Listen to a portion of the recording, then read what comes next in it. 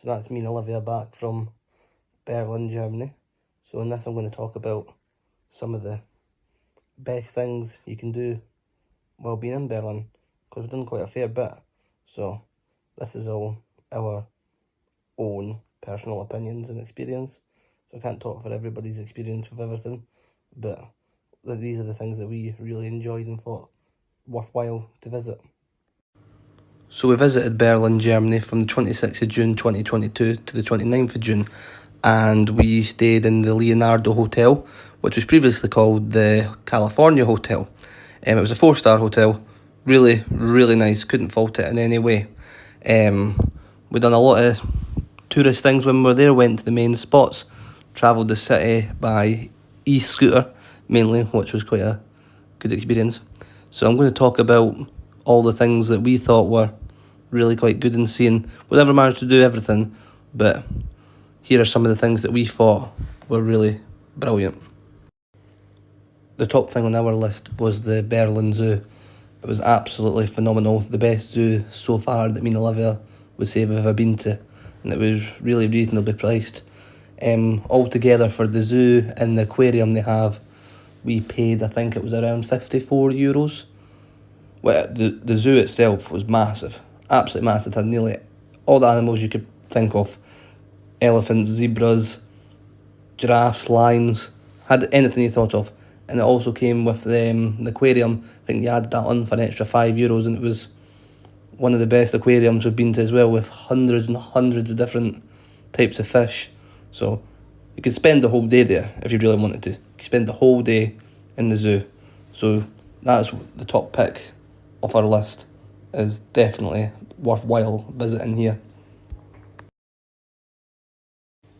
Second on the list is the Brandenburg Gate. This is an 18th century landmark and is known as Berlin's most famous landmark. It was a symbol of divide during the Cold War, and now it is seen as a symbol of peace for the reunification of Germany and Berlin. So yeah, I'd strongly recommend that you go and see the gate.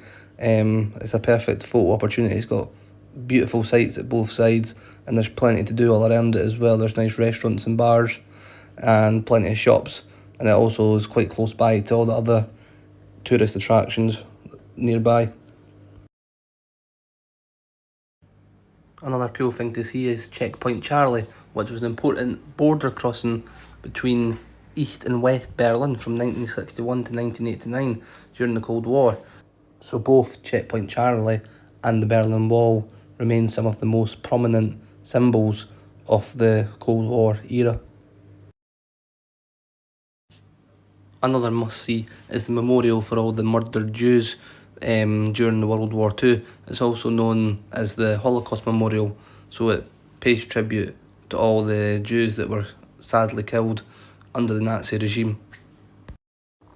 It's an absolutely beautiful memorial. You can walk through them all. It's a really quite big layout, so you can spend your time walking around and seeing all the different blocks.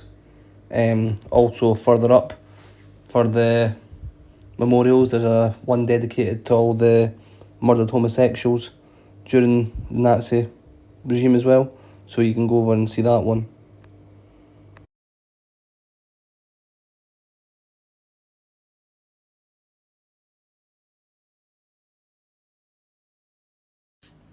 This one here was one of our favourites as well, so you can take a walk down and go to the Spree Canal, and there are plenty of different boat tours that you can go on that'll take you right along the Spree Canal and take you around the city at points that you might not walk along yourself, because it is quite a big canal. So we just went with the first boat that was there, so I don't actually know the name of the company, but I think it was a family run business, and it was brilliant. You get it both in German and in English, and it'll take you right along past all the museums. It'll explain everything about the buildings, their history. It'll take you up to the TV tower, and which we found out a fact that actually at the top of the TV tower there's a revolving restaurant, so might be something to check out. We never went up to there, but it was meant to be really good. It was actually a really quite relaxing experience going along the canal. Even if you're not that interested in the information, it's really relaxing. You get juice, drink whilst you're on board, so you can just kick back and relax and enjoy all the views. And for it as well, I think it was actually quite reasonably priced. It was only, I think, €17 each, so that was not too bad. And you get an hour-long tour. And for the hour-long tour, where you start is where you finish as well, so you don't need to worry about getting dropped off somewhere that you're not too familiar with. I believe you do get hop-on, hop-off boat tours as well. We never done that one. I heard other people were looking for the ones, so that might be something else to try. You can hop on, go along part of it, hop off again, and then maybe come back later and hop off at a different point, so you can explore the city more. So it's a good way to get around as well. One thing I've not really spoke about is the restaurants and cafes that you can eat at. So there is loads, absolutely loads of restaurant, cafes, bars that you can go to of all different types, like Italians, Chineses, Turkish. But one of the ones that we found that was really good and really good pricing was called Alibaba, and they were absolutely brilliant. It was probably the cheapest place that we found. There will be other good places as well that are nice and cheap, but Alibaba done plenty of drink, food, and they have meat, vegetarian options, vegan options, so you can't go wrong with dietary stuff. We actually visited there twice on our trip because it was that good, so definitely worth a try. So yeah, that pretty much wraps up the video.